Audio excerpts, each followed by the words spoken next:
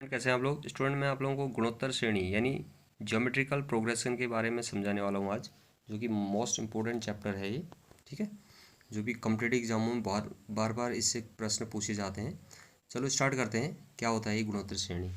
संख्याओं का ऐसा अनुक्रम जिसका प्रत्येक पद उसके पूर्ववर्ती पद यानी पहले वाले पद को एक अचर संख्या से गुणा करने पर प्राप्त होता है, गुणोत्तर श्रेणी कहलाता है।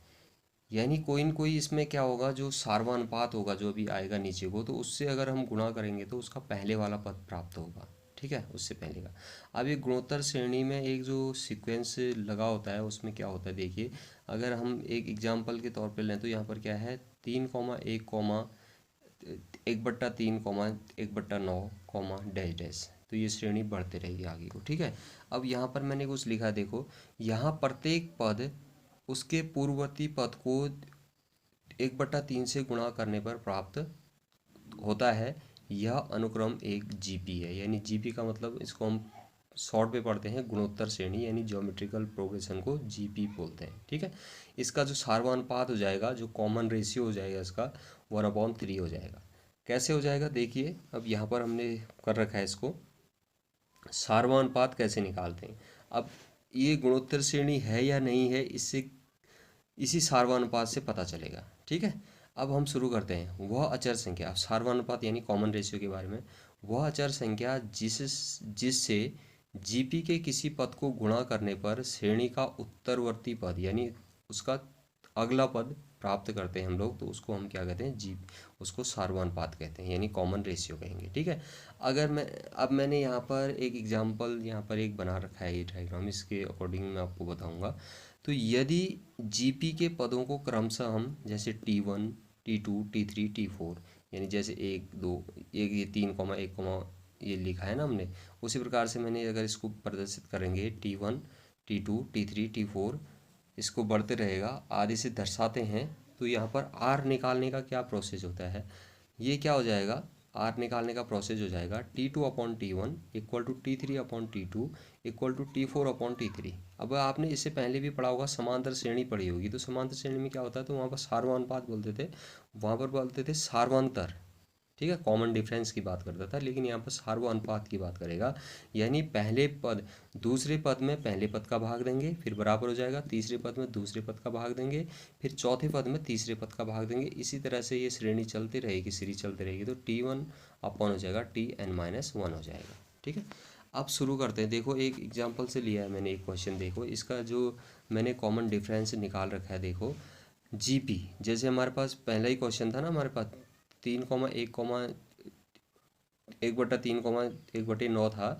तो उसका जीपी निकालने के लिए मैंने क्या किया है, तो दूसरे पद यानी T2/T1 कर दिया, इक्वल टू कर दिया है T2/T1, फिर T3/T2 कर दिया है, फिर T4/T3 कर दिया है। तो इस प्रकार से इसका जो कॉमन डिफरेंस आएगा, आप कैलकुलेशन करेंगे तो 1/3 आएगा।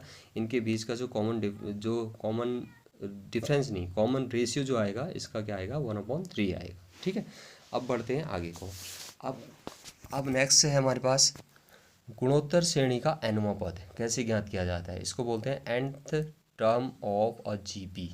ठीक है, इसका फॉर्मूला होता है, गुणोत्तर श्रेणी का कोई भी पद निकालने का फॉर्मूला होता है, Tn इक्वल टू होता है AR की पावर होता है n-1, जहाँ पर A क्या है, प्रथम पद है, और R क्या है, सार्वनुपात, और n क्या होगा यहाँ पर, वां पद, यानी कौन सा, सातवां है तो 7 हो जाएगा। यहाँ पर अभी एग्जाम्पल में जैसे n की जगह कोई भी नंबर होगा, कौन सा पद निकालना है हमने।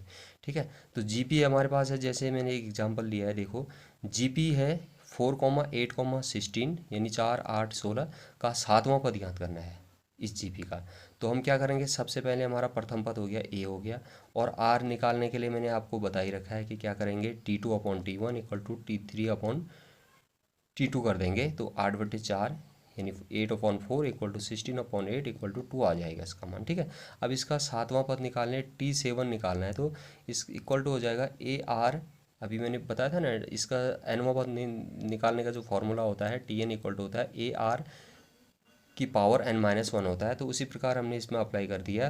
तो आर, तो AR की पावर n-1 को हमने यहाँ पर a की जगह 4 ले लिया, और आर हमने यहाँ से ज्ञात किया 2 आ गया, और सातवां बोल रहा था 7 - 1 हो जाएगा, तो ये हो जाएगा 4 × 2⁶।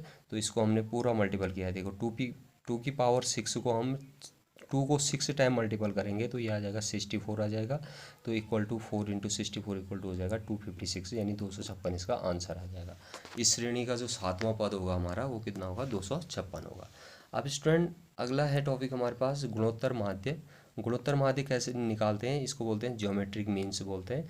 यदि 3 राशियाँ ए जी बी गुणोत्तर श्रेणी में है, कोई भी राशियाँ हो सकती हैं, अब इन तो तब बीच की राशि जी को शेष 2 राशियों ए और बी का गुणोत्तर माध्य कहते हैं। ठीक है, अगर देखो ए जी बी है तो इस जी को हम क्या कह देंगे, इन दोनों का गुणोत्तर माध्य निकाल कहेंगे। ठीक है, अब इसका निकालने का फॉर्मूला क्या होता है, देखो ए जी बी गुणोत्तर श्रेणी में है तो G/A बराबर सारवान अनुपात बराबर हो जाएगा B/G। अब हम क्या करेंगे, G/A इक्वल टू B/G को G से क्या करेंगे मल्टीपल, और इसको ए को बी से मल्टीपल करेंगे तो ये आ जाएगा G² बराबर हो जाएगा A × B हो जाएगा।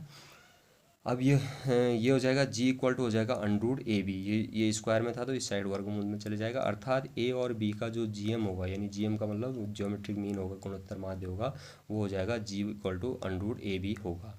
अब ये क्वेश्चन से समझा रखा है मैंने, देखो यहाँ पर 4 और 9 का गुणोत्तर माध्य क्या होगा, अगर आपको कभी भी पूछा जाए तो इस प्रकार का क्वेश्चन गुणोत्तर माध्य जब भी पूछेंगे तो हम क्या करेंगे, सीधे सीधे क्या करेंगे, GM इक्वल टू करेंगे √4 × 9 कर देंगे, बराबर कितना हो जाएगा, √36 हो जाएगा। 36 का जो रूट होता है वो कितना होता है, 6 होता है। स्टूडेंट इसको अच्छे से देख लेंगे, एक बार चेक कर लेंगे, ठीक है। और मेरी इस वीडियो को ज़्यादा से ज़्यादा इसमें शेयर कीजिए इसको, और इसमें सब्सक्राइब करिए, इसको लाइक कीजिए, कमेंट कीजिए। Thank you student.